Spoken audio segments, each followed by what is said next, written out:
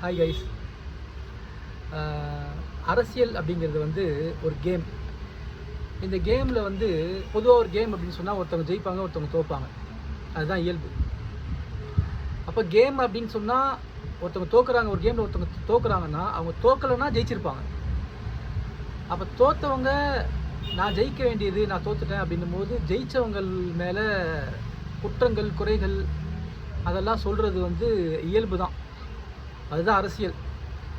இன்றைக்கி ஆளுங்கட்சியாக இருக்கவங்கள்ட்டையும் சில குறை நிறைகள் இருக்கும். எதிர்கட்சியாக இருக்கிறவங்க அவங்களுடைய குறைகளை சுட்டி காட்டுறது தான் அவங்களோட வேலை.